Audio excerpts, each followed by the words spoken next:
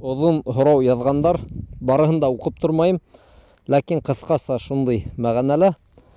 Әгәр без никахлашкан вакытта бөтә кагыйдәләрне белмәгән булһак, һәм никах тураһында безнең теге шик булһа, уны яңынан укыту кәрәкмәйме икән дип һорайдар.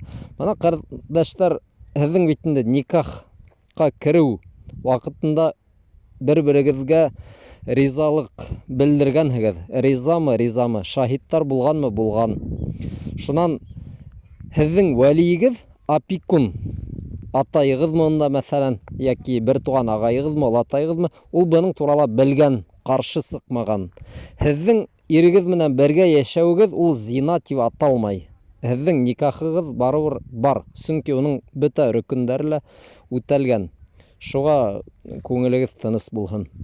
Икенчедән, иремнең фамилияһын алдым тейдер. Без буның турала аңлаткайнык, ул теге кагызларга карарга кирәкмәй, ана шул ниндидер мәсәлән юристлардан алган кагызга иректе Халилов түгел, мәсәлән Ибраһимов дип яздык тибет. Бу кагыз барыбыр. Кагыз ул теге ниндидер кутсал, изге мәгънәгә ия түгел. Әлбиттә, әгәр мана бүген өйләнгән булһагыз, без сезгә әйтер идек, фамилиягызны үзгәртмәгез. Ләкин күп гаиләләр фамилияларын үзгәрткәндә һәм паспортлар алып үткән, күп кагызлар киткән ана шулай. Хәзер без бөтәһенә лә әйтсәк, кагызларыгызны тулыгынса үзгәртегез һәм башкаһы. Бу бик кыен.